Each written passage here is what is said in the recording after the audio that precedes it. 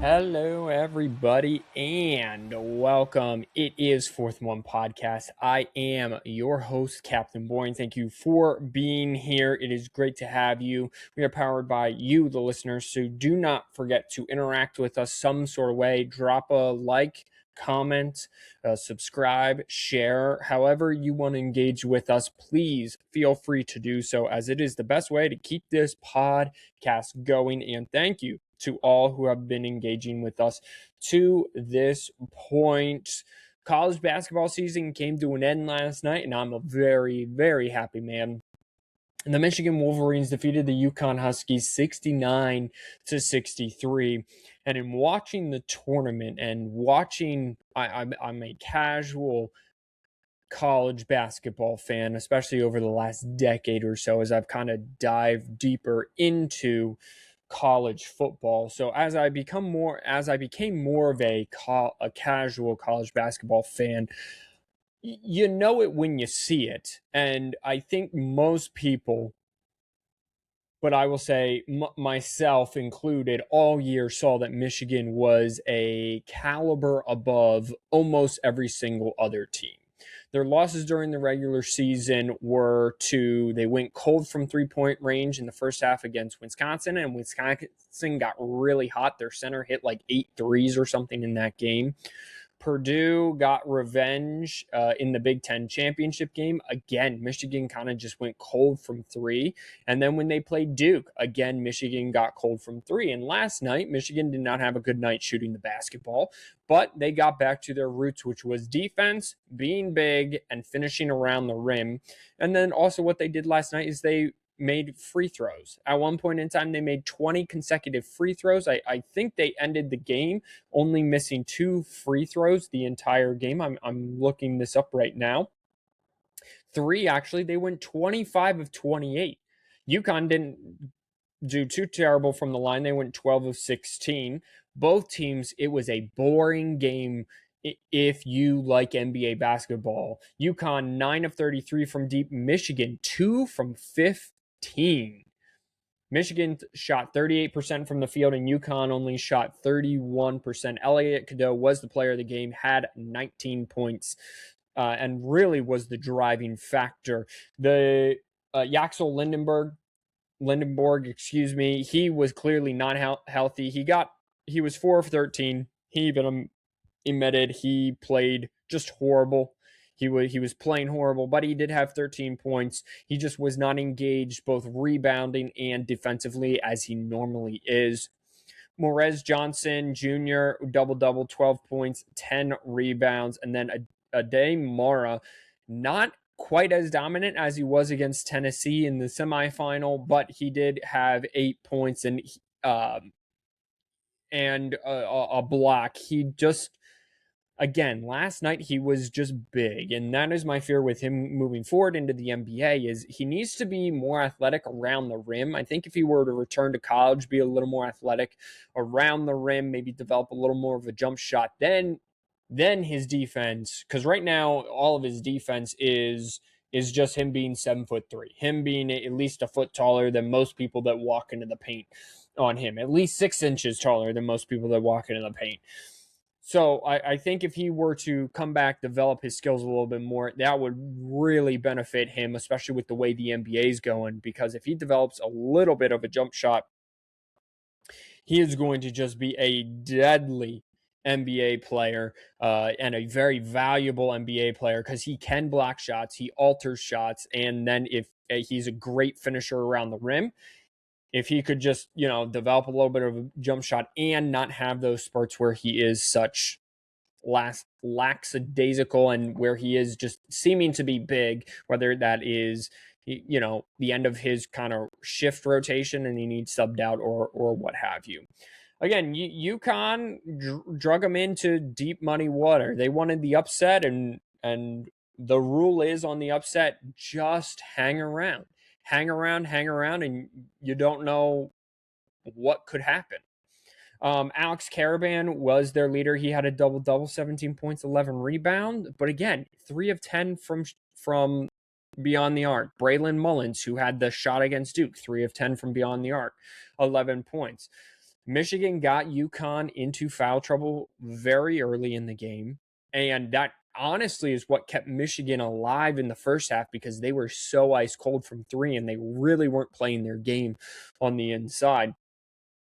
I felt Michigan has an argument to be one of the most dominant teams ever, but I would like to pause and tell everyone that this season was not without their hardships. Yeah, they had a good tournament run, right? They beat Howard by 21. They beat St. Louis by 23. They beat Alabama by 13. They beat Tennessee by 33. They beat Arizona by 18, and then won the national championship against UConn. But even at halftime for Howard, it was 50-46 Michigan, and St. Louis, even at halftime, it was 48-39, both within striking range. And then Michigan is one of the best teams I've ever seen, again, casually over the last decade, of flipping a switch and just avalanching people. Tennessee is a perfect example for that. Again, it was 16-14 Michigan at one point, and then it became an absolute avalanche. It was at one point it was 16-14 Tennessee at one point in that game, and that was at 11:03 to play in the first half. And then by the 8-minute mark, it was 25-16. By the 6-minute left to go mark, it was 33-16. With 5 minutes to go, it was 36-18. With 3 minutes to go, it was a 21-point game in the first half. Michigan just had a way that I have rarely seen in sports to avalanche people. And I hearken back to the 2016-ish Golden State Warriors with Steph Curry when he just walked on, and they kind of changed the way basketball has been played over the last 10 years or so, which is threes and free throws for the majority. Golden State, even if you were hanging around, Steph would walk down, hit a three. They would go down, Steph would hit another three. Klay Thompson would hit a three. Andrew Bogut was a big 7-footer, lob alley-oop to Andrew Bogut. They would get a steal, Klay Thompson three. And then all of a sudden, it goes from a 2-point lead Golden State to now you're looking at an 18-point deficit in the blink of an eye. And that's kind of what Michigan did this tournament, and that's kind of what Michigan did all year. They had some hiccups. TCU, it was a 4-point win. They had some close games early. Wake Forest was a 1-point win. TCU was a 4-point win, right? That was very early. Those were the second and third games of the season. And everyone's like, well, Michigan has all this talent, and we're not sure if they're playing Wake Forest and TCU. TCU was a tournament team. Wake Forest was not, as far as I know. Is Michigan for real? And then they played Middle Tennessee State, and then they went to this Players Era tournament. And the guy I follow on Instagram for college basketball, Ryan Hammer 9, go check him out. Give him a follow. I don't know him, never talked to him, but go check his page out. He's very informative and very good with information and talking about college football as a whole, as a sport. Was really questioning what Michigan was at that point headed into the Players Era tournament. Then they played San Diego State, blew them out by 40. They beat Auburn. At the time, they were ranked number 21, doing fairly well early in the season, coming into what was the national champion runner-up game from the previous year. They beat them by 30. Then Gonzaga came calling, and people were like, all right, this should be very interesting. That was a runaway, 101-61, an absolute blowout, and then that got everyone's attention. And Gonzaga was the number 12 team in the country at that time.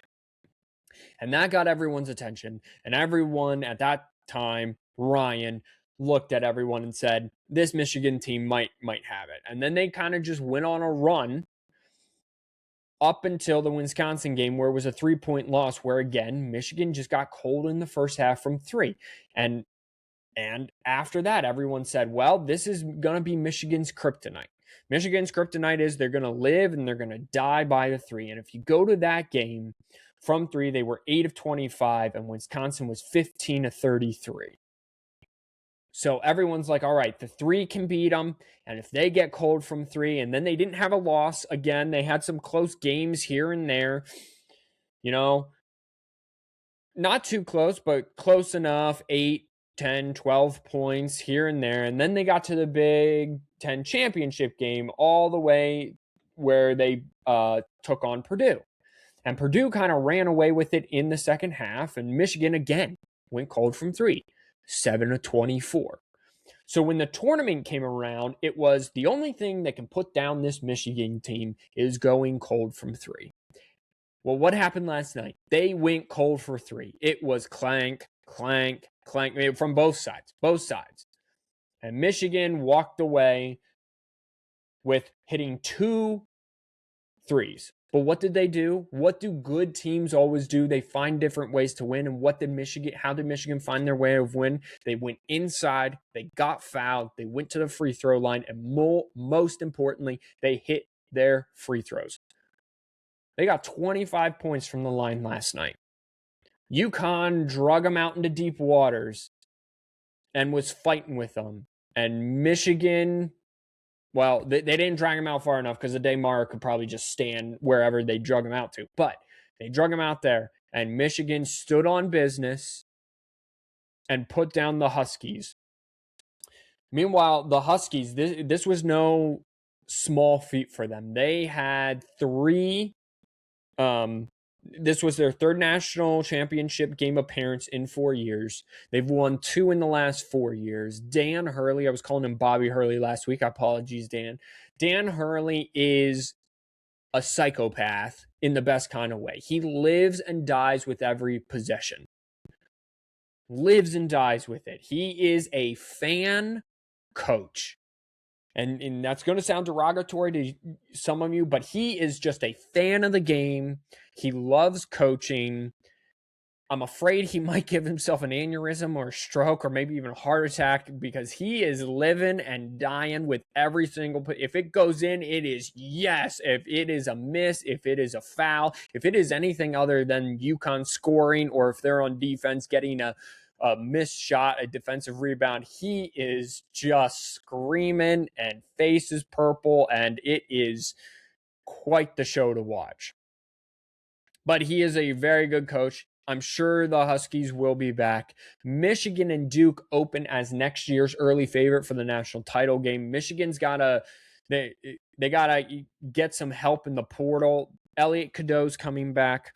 Trey McKinney's coming back. Morez Johnson and Ademar may or may not come back. Their draft stock is rising, especially Ademar's with how he played in the tournament. So we will have to see. My fear is that when you have if all those guys come back from Michigan and you have all these guys coming back and they already hit the mountaintop, now you got to climb back up that mountain again. And that's where really good coaching and Dusty May comes in. And Dusty May, this was his second Final Four run in 4 years as well. He took Florida Atlantic, then Michigan went and scooped him up.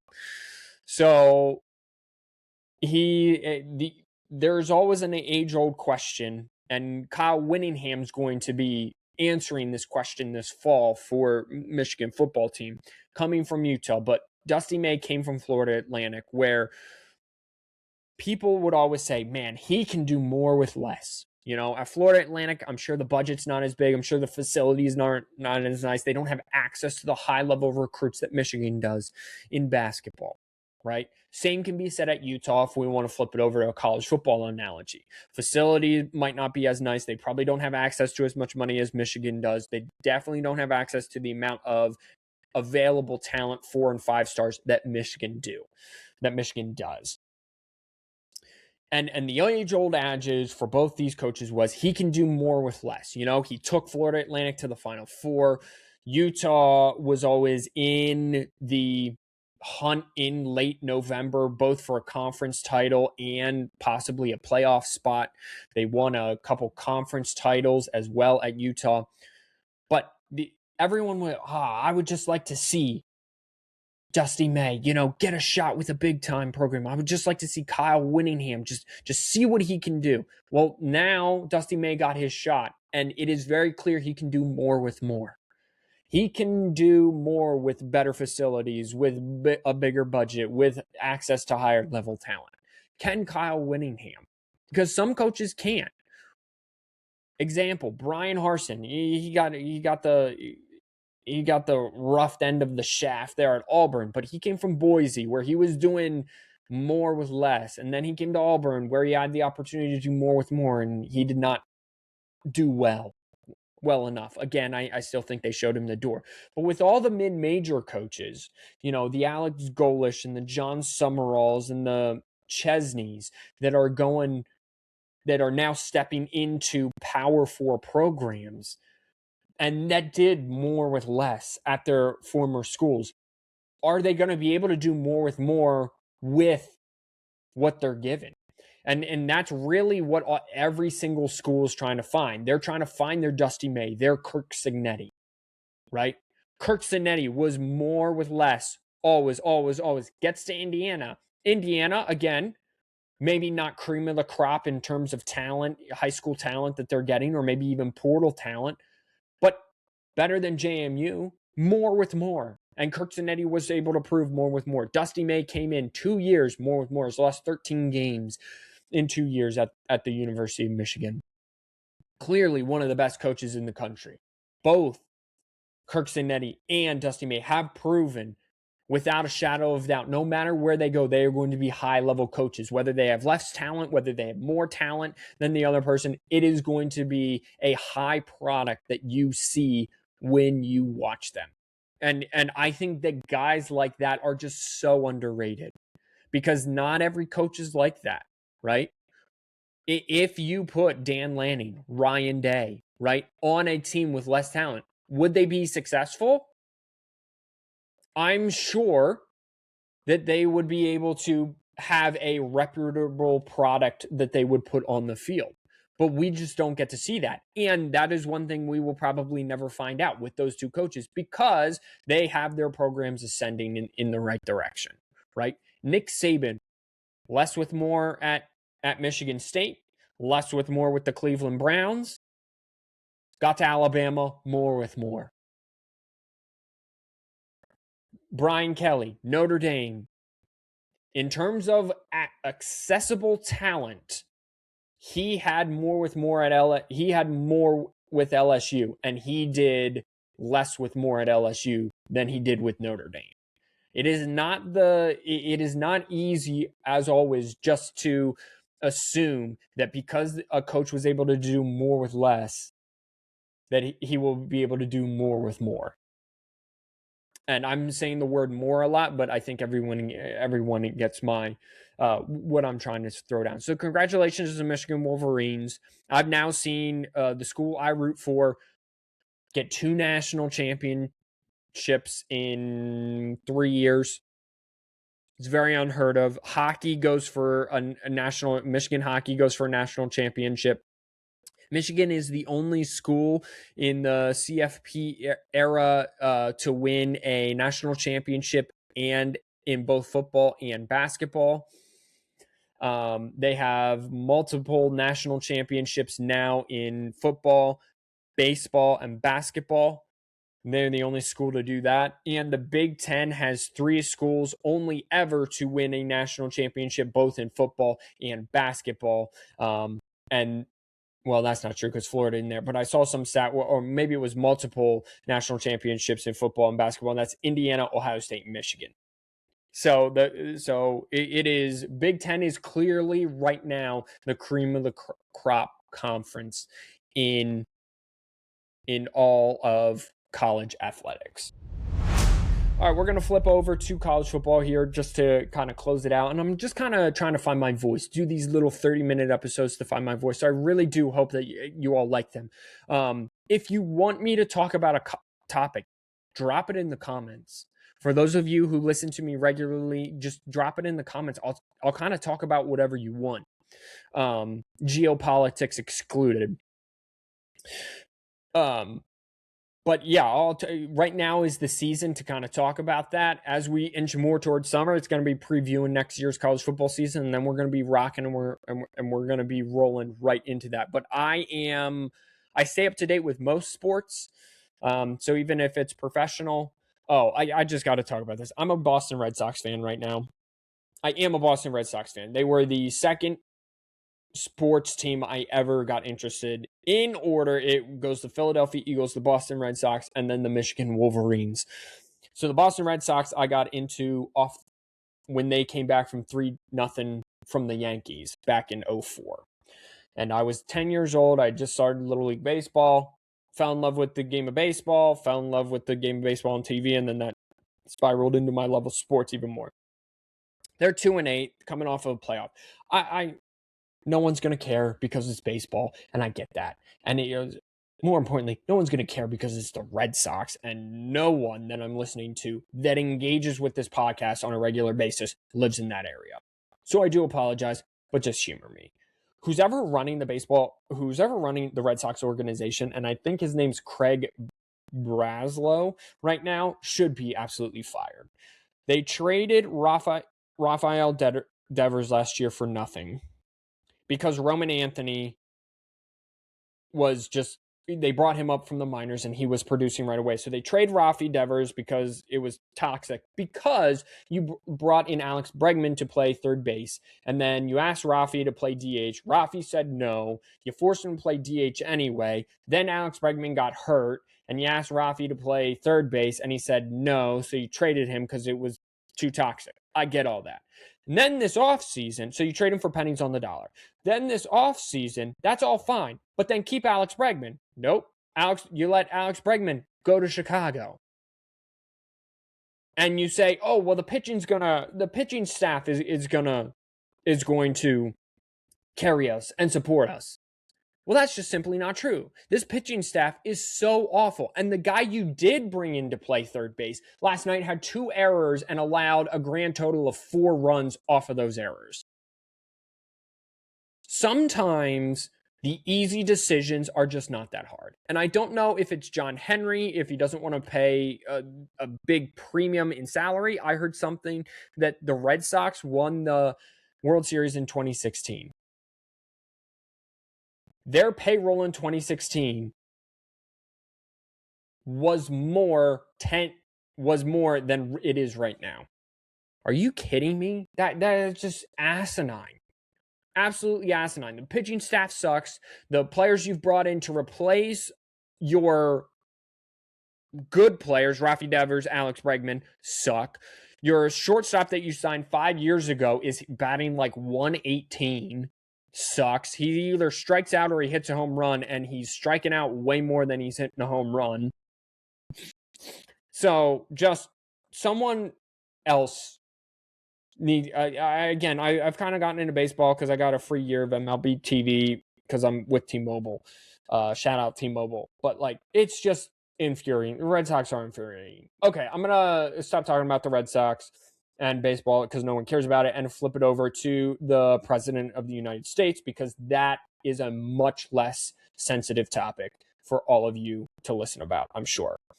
That was sarcasm. If you don't get sarcasm, probably shouldn't be listening to this podcast. So the president did sign an executive order last Friday designed to limit how long athletes can play college sports and how often they can transfer.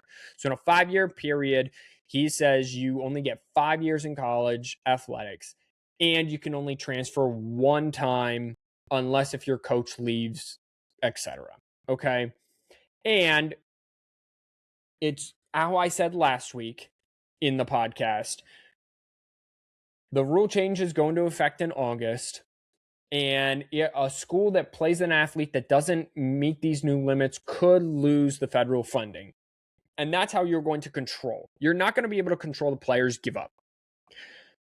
Your lawyers suck. Find new lawyers if you want to play that argument. And I don't know how an agency with so much money has such crappy lawyers, but that's regardless. And don't talk about that. Move on. You got it. That's how you are going to have rules. You have to put strict limits either on the conference, and the conference has to do it, or you're going to have to put limits on the schools and tell them to take away money. You're going to take away money. Should it have gotten to the point where the president of the United States had to get involved? No. But when you're playing with a spineless entity that the NCAA is, this is what you get. So how will the schools respond to this? First and foremost, executive orders mean very, very little, and I think everyone knows that, right? Executive orders are like, I don't know, unofficial, official mandates. As far as I'm concerned, right? Maybe my uncle can get in the comment section and correct me, but like, from what I understand, executive orders they have power, but they don't have real power. I don't know the best way to put that terminology. However, I do think that if you are going to limit and control player movement and cap numbers and putting rules on the wild, wild west, you're going to have to hold money hostage for the schools, and that's what it sounds like it's doing. The order also states, and I'm sure that this will perk up the ears of some, to create a national registry for players' agents. That's a really good thing, because right now anyone can say they're an agent, and simply not true. And create policies that prevent schools from cutting scholarships or other opportunities for women's and Olympic sports in order to pay their athletes. So I'm just going to pause. I'm just going to read opportunities for women's and Olympic sports in order to pay their athletes. Prevent cutting of those. Just going to leave that there. No other comments will be made on that. So again, it's kind of a two-tier, and I think that second part is a very needed part. My uncle has been in the chats. He's been on this actual podcast before, saying that these schools are cutting off their nose, cutting other departments to spite their face to fund their football program. And a school like Akron, whose basketball team just won the MAC for the third straight year, made the NCAA tournament 3 years in a row, is very good at soccer, is very good at esports, has lots of other things going, are funneling money from other resources, academia and other sports, and funneling it into the football program that, let's be honest, their football program hasn't been exactly exemplary. And I'm sure that there's a better way and a more blunt way to say that, but I'm trying to be nice today, I suppose. I woke up in a good mood. So it is more, hopefully, this will prevent schools from cutting off their nose to spite their face. NCAA President Charlie Baker said during media availability at the Women's Final Four, he had not read the entire executive order. Slam my head against the wall until it bleeds, and don't take me to the hospital. How does the president do something that affects your sport and you don't read the whole order? It's been 4 days. As the president of the entity that is being affected, you need to read that 5 minutes after he signs it. I'm trying not to get as angry. It's not going to work because I'm talking about the worst entity in all of sports. So someone who listens to this podcast regularly, please tell me, am I being too hard on the NCAA? Are my expectations too lofty? I just feel like if you're going to run something, if you're going to do it right, you might as well just do it right. My expectations are to be in charge, to have firm rules, firm but fair rules. Most importantly, and I think this is where they get into most trouble, just be a forward thinker.